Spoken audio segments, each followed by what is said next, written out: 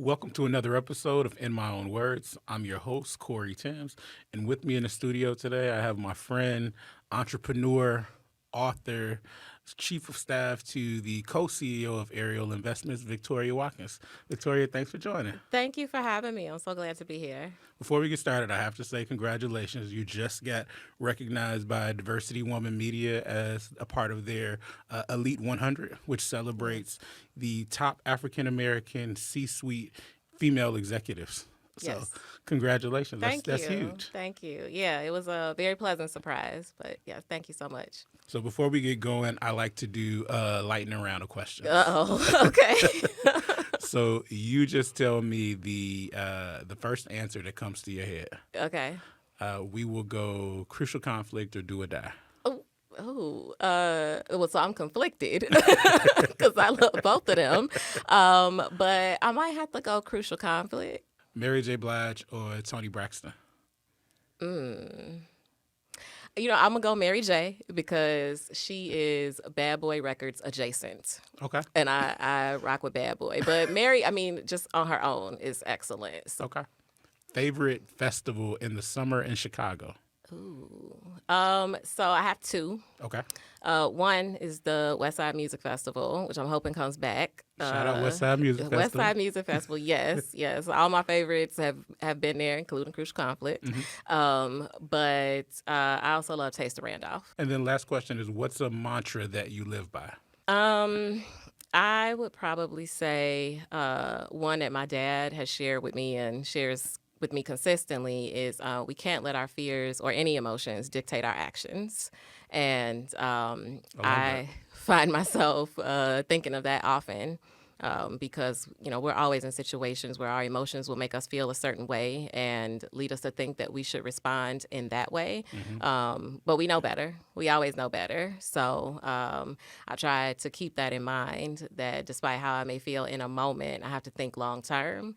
And so I definitely try not to let my fears or any other emotions dictate my action. So now let's get into the meat of the interview, which Okay. I'm really excited about. Okay. Let's start. So I like to start these conversations talking about upbringing. Okay. I think it's really important in thinking about how your upbringing has shaped you into who you are. And so you grew up on the west side of Chicago before moving with your family to Broadview, Illinois. Yep. And so my first question is, how has the west side shaped you into who you are and ultimately into the pathway that you've blazed for yourself? The West Side has shaped me in a lot of ways. It is a foundation that's really important to me. So, and it reminds me always of hard work and greatness. And so my parents met at Resurrection Grammar School. My mom was a first-year teacher right out of college, and my dad had just come back from the Marines, and he was the basketball coach. And he later went on to be head basketball coach and athletic director. But they met at Resurrection. We lived across the street. My grandmother worked in the main office, and my great-grandmother, she was the cook for the rectory. And my other grandmother attended the church. So, that was the foundation for my entire life. I was like, Resurrection was the foundation point for everything. For everything, literally. Like, my parents met in an exercise class that my dad was doing for the teachers, because they, wanted to do that, which now we think might have been a trick because there was no exercise class once my parents got together. But yeah, that is truly my foundation. So when I think of roots, I think of the West Side, living across the street from my school and my church. As my life and my career have continued to progress, the West Side remains important to me. Yeah. And it's something, certainly when I was working in the mayor's office, that I would constantly keep in mind. I rocked for my entire city, but being from the West Side was always a reminder to me of who I'm representing and how I should come across in my career and, who I'm fighting for and why. So it's very important to me. I love that. So let's fast forward a little bit. So you got your bachelor's from University of Illinois at Urbana-Champaign. ILL. And then, I'm a Saluki, so... That's fine. and you went on to get your JD from DePaul. Yes. And a lot of folks might be surprised that you actually got your start in government interning for then state representative Karen Yarborough, which actually opened up the door for you to go to Springfield and end up on House Democratic legal staff. Yes. So talk a little bit about your journey. One, how you initially got the opportunity to intern, and then kind of your journey that led you to Springfield working on House staff. Yeah. So, again, something that I could not have dreamt. Going back to undergrad, I was really excited about going to law school. I knew for sure that I wanted to be a lawyer. That's what I was focused on. And my dad tried to convince me that I should be considering finance. And I was like, I'm going to law school, whatever. So we kind of compromised on consumer economics and finance. Okay. And so I did that. I enjoyed it. It was great. And I got to DePaul my first year, and it was completely different than undergrad. And I was like, oh, crap, this might have been a mistake. Like, what did I do? But when I took a property class, we did intellectual property toward the end of the semester, and I loved it. I was like, oh, easy. I'm going to do, fashion law and trademarks and entertainment, business, media. That's what I'll do. Like, I'm back on track with law school. It's cool again. Except I graduated during an economic downturn. So the practice areas that I thought I was going to be working in were either shrinking or not existing in a lot of firms. Yeah. So I had a mentor who helped me a lot through high school and undergrad when he found out from my grandmother that I wanted to be a lawyer. So he would take me to watch cases, Bridgeview, 26th Street, all of that. And we went to dinner after I passed the bar, me, him, and my grandmother, and he gave me a bunch of ideas. I wrote everything down. And one of them was to reach out to Representative Yarborough because I had gotten a legislative scholarship from her. And he's like, you should write her a letter, see if she needs, volunteers in her office. Maybe she knows about state jobs or, anything, but tell her that she has made good on her investment in you because now you're a lawyer. So I was like, okay. I mean, he gave me, I don't know, maybe 10 things. Like I said, I wrote them all down. I did all of them. And because I was like, what am I going to do? And she called me within a few days of getting my letter and told me to come in and talk to her. So I went in and talked to her, and she's like, well, you can come and volunteer with me. I have some things that you can do. And so I did. I started, I think, the next week. And this had to be, I think, maybe June or so. So I worked on a bunch of different projects for her. She's like, we're going to get you some cards. You're going to be an intern. You're going to be special projects intern. I was like, okay, cool, whatever. I was like, I'm down. I will do whatever. And I really enjoyed it. And I got to work on just a plethora of things, learning about how she was managing her political process, also on the government side, legislation that she was watching from passing the legislature because it was the summertime. So things that she was watching to see what the governor was going to do over the summer. It was really intriguing. And so when it came up time to go to veto session in the fall, she told me she wanted me to go to Springfield with her. And one of the other girls in the office had told me, she's like, oh, maybe she can help you find a job in Springfield. And in my mind, I was like, because remember, I'm a big city girl. Like I don't want to go to Springfield. I was like, don't you pass the cornfields on the way there? Like I did that on my way to Champaign. Like I'm cool on, but I didn't say anything. But in my mind, I was like, absolutely not. Right. No thanks.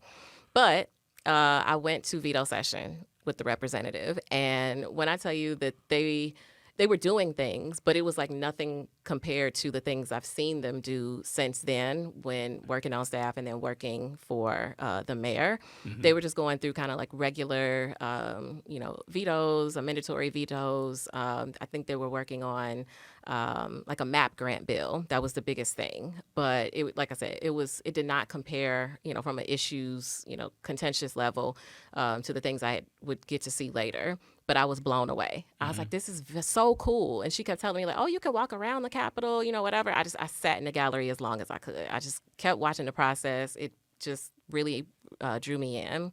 And she introduced me to people on staff, and they were telling me about what it is that they did. And I had no idea about all of these layers behind the legislature. Yeah. So she told me that I should think about applying to the legal team. And so I said, okay. And so, I mean, of course I did it. I told her, like, yeah, I'll think about it, but I did it. Hmm. And I knew that she went back and forth for a session. What I didn't know was that if you get a job on the legal team, you have to live in Springfield. And so I was like, oh, here You're like, they conflicted got again. me anyway. Yes, yes. So I did get the job, and I had to move to Springfield. Hmm. I did that for one session. I came back up this way and worked on Illinois Supreme Court Justice's retention campaign, Hmm. and then I went back to Springfield for another session. And then I knew I wanted to. It was time to get back to Chicago, and I knew I wanted to work for the city somehow, maybe in a department or something like that. I could not have dreamed the mayor's office, Right. but Mayor Daley was retiring, and Mayor Emanuel was coming in at the time. And so I remember meeting one of the Springfield lobbyists who was also working on his campaign. I'm like, how can I, apply? Like, what's available? And he's like, oh, send me your resume. And one of the other lobbyists who worked for the mayor's office, who was working for Mayor Daley at the time, asked me, if you're interested, this is what you should do. Give me a resume. These apply here on this website and things like that.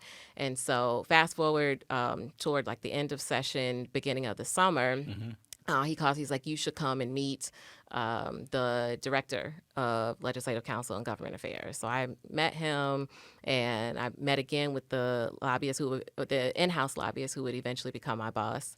Met with him, and they made me an offer to come and work in the mayor's office.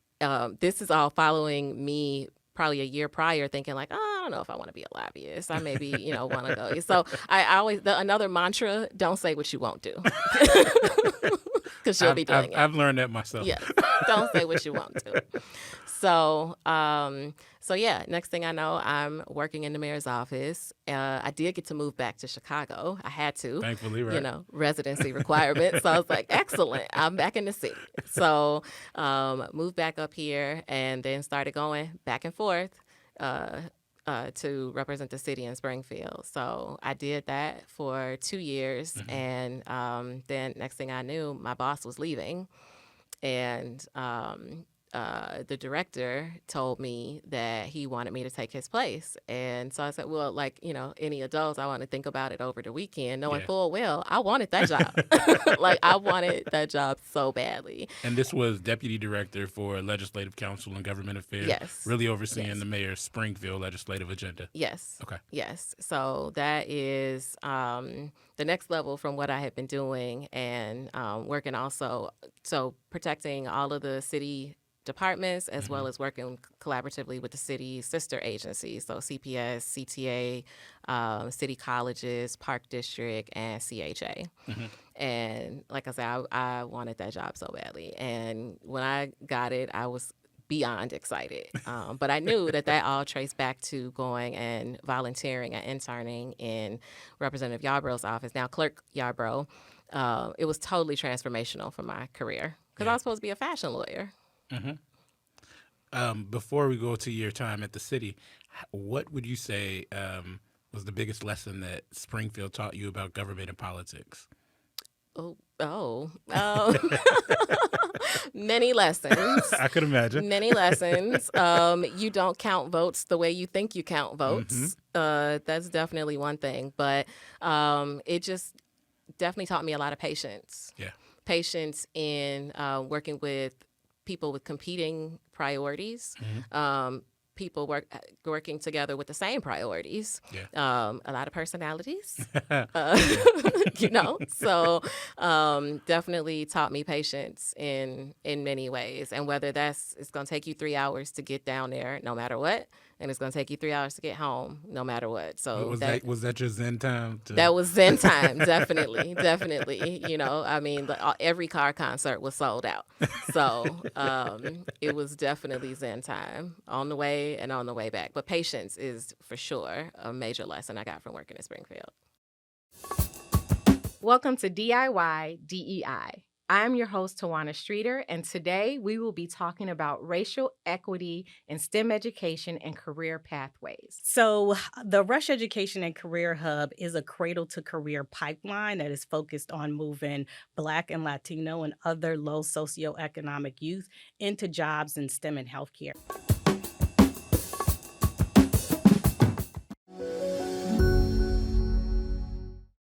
So you touched on some of my next question. It was actually the perfect segue for it. You left Springfield and spent nearly 8 years in the mayor's office, first working on staff for the Springfield team before ascending to deputy director over legislative council and government affairs. And then you eventually became senior advisor to the mayor of Chicago, Yeah. which is huge in itself during his last 2 years in office. And so, walk us through what was being senior advisor like. How did you get the offer, and what was the biggest lesson that you learned from that? Because that now is a much different role with a much different type of viewpoint on the entire city, right? And so Oh, the definitely. mayor is looking at you to Yeah. advise him on a multitude of different issues. And so, how did you navigate that? Yeah. Again, unbelievable because I couldn't make the leap in my mind from being legislative counsel to deputy director because Hmm. that was the next step that made sense. But getting to be senior advisor, for one, like one of the greatest honors of my career, for Yeah. sure. It was a wonderful opportunity to serve my favorite city, the greatest city. Today is the city's birthday, you know, and to learn from a mayor like Rahm Emanuel, who had been a staffer himself, had been a senior advisor himself. So it gave me a front row seat to staff a staffer, kind of. But yes, to your point, I got to learn a lot from the viewpoint of seeing things across the entire city, Hmm. not just still some of the legislative things, but also having the trust of the mayor to work on business development issues and neighborhood policy, Yeah. and working a lot with our Office of Public Engagement and the other senior staff members. And being in those senior staff meetings are things that I often would say to myself, they're going to put this on TV one day. They're going to write books about this. And I'm going to tell them I tell people how inaccurate it is because I was sitting in that room and I know like this is actually how it happens. Hmm. And honestly, that blew my mind because I love history. I love Chicago history. So Yeah. when I watch things about, administrations prior to ours, even going back into like early administrations in the, late 1800s and early 1900s, a lot of stuff is very much the same. But then I think, going forward, that same thing will happen to me. Now, I don't think they're going to be, my name's not going to be in there, but the issues are going to be things that I will know about and be able to say like, oh, I did have some background in that. Hmm. And, it just was very humbling and also just exciting and invigorating. Like I remember being in a senior staff meeting once, and I can't remember who it was who called, but the mayor's assistant comes in and tells him that such and such was on the phone, and he's like, "V, can you just go talk to them?" And in my mind, I was like, "I'm taking your call, like on your behalf." Okay, so I went and I did it, and when I came back in the room, and he's like, "Everything good?" I was like, "Yeah, it's all good." But in my mind, I'm like, I cannot believe that this happened. Uh-huh. So, and it was definitely a next step from having that same experience in Springfield as deputy because when that was first announced, I had a few people tell me, you the mayor down here. And I was just like, kind of jokingly. And they're like, no, when we need to know what the city wants, what the city needs, what your position is, people are going to come ask you. And when there are That's true. certain meetings to be had, and this happened also as senior advisor, you're in here representing the mayor. Hmm. And so whether I was in Springfield or back later up here as senior advisor, it sat with me a lot that I'm, protecting and working on behalf of my favorite 2.7 million people. And it was important to me that I did a good job at that. Yeah. And, sometimes it was tough to be in certain rooms, but if anything, I got my 2.7. Like Yeah. I'm gonna rock for my 2.7 million people, and they will be taken care of in whatever room that I'm in. So that's what I had to keep in mind because, to your point, like I couldn't believe that I would be in a lot of the rooms that I got the honor to be in. So speaking of that, we have talked a lot on the show about imposter syndrome, right? And you have sat at the table with some of the most powerful political leaders in the state and city. And so, did you ever have to grapple with imposter syndrome? And if so, how did you do so?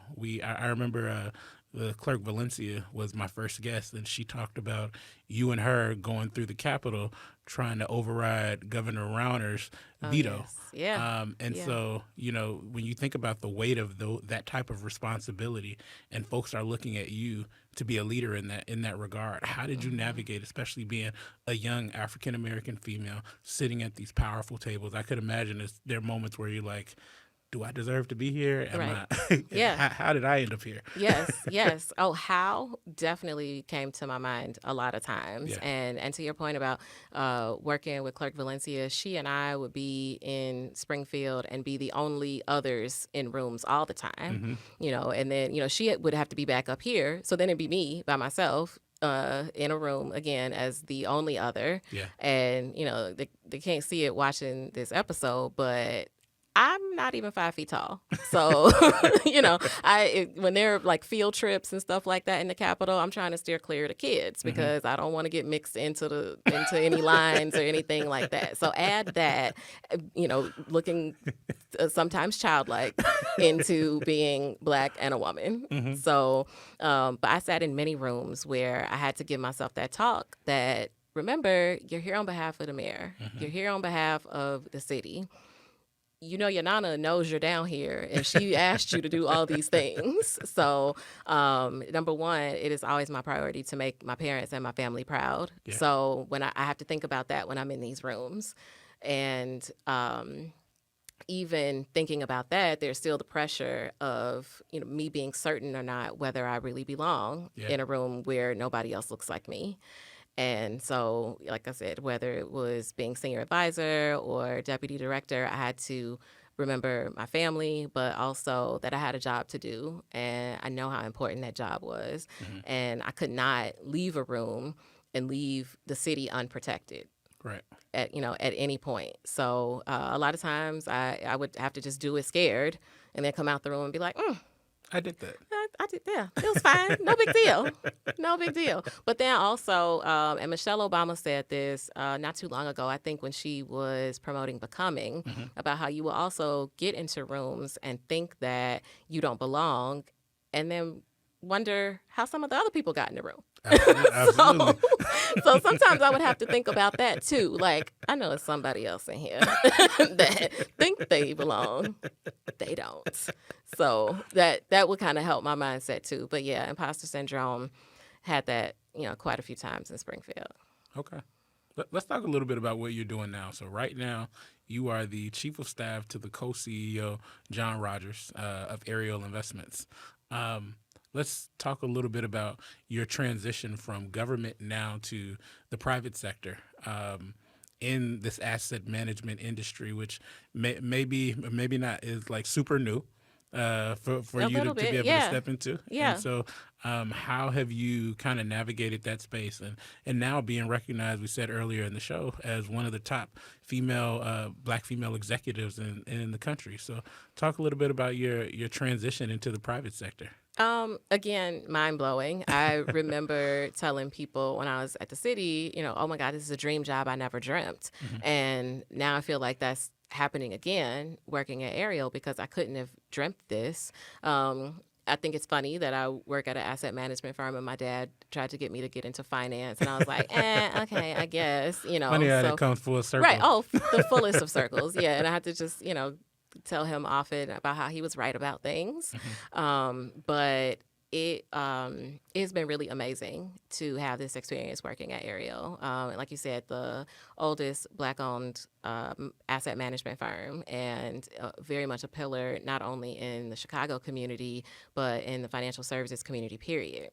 And so for me, getting to refresh things that I did learn in undergrad, because I did do part finance, and still do some civic engagement, not to the level of working for the city, but a little bit because social justice and minority parity and participation in professional services is something Absolutely. extremely important to John. And, he's been called the godfather of business diversity, and he's absolutely that. So it's been great for me to learn from him firsthand, being in meetings with him, and then at some points even being in meetings on his behalf, preaching his message and making sure that, number one, people of all races understand that minorities can do things with their hands. They can also do things with their minds. Absolutely. And so I have taken on his message, and I'll tell it to any and everybody I can. Learning about business diversity compared to supplier diversity has been really important too, because a lot of times minority-owned businesses get relegated to construction and catering and janitorial services, security, things like that. All very important industries. Yeah. Absolutely. But the profit margins are not the same as they are for professional services. Yeah. And so, as a consultant, as a lawyer, as an asset manager, as an architect, doing advertising, media, things like Absolutely. that, your profit margins are way higher. And that's how you are able to build wealth. That's how we can close the racial wealth gap, is give access to minority-owned companies in professional services as well as the traditional industries. He has given me this phrase, which I love it. He said it's a modern-day Jim Crow to let the Black and brown people do the cooking and cleaning, while the majority gets to do the wealth building jobs in our economy, because that's where all the wealth and power is. Absolutely. You think about the richest people in this city, in the state, and across the country. What industries are they in? They're in professional services. And you think about the buildings downtown, they're named after financial services companies. So learning that, and then also getting to learn more about mutual funds, because that's the product that we have. We have mutual funds and separate accounts. We also just launched a private equity subsidiary it's in our New York out of our New York, one of our New York offices, and just learning too about what our institutional investment clients are investing in. So learning about, again, private equity, fixed income, venture capital. That's something that really has grown in interest to me. Also angel investing, and then being able to share that with people in my network. People who are well-traveled, well-educated, a bunch of letters behind their name, but because of the racial wealth gap, have no idea about these wealth-building opportunities, and they should. So it's sort of bittersweet, because I hate the fact that we're just finding out about it. They shouldn't be finding out about it from me, but I'm also glad to be able to share it with people, whether it's people close to me or otherwise, to let them know, what we should be looking at and what we should care about, so that we can move ourselves forward, and again, closing the wealth gap, because we deserve to have wealth and power too. Absolutely. My final question of this show is, who is Victoria Watkins in your own words? I would say Victoria Watkins is hardworking, diligent. I try to be vibrant and bring joy. I love You do. Okay, thank you. I love to see people smile and make them smile. I like making people laugh. And I think those are the main things. Yeah, dedicated. Yeah, if I'm in on something, I'm all in. Okay. Yeah. Thank you for joining, and thank you for being a trailblazer. Thank you. This was great. Thanks for having me. Absolutely.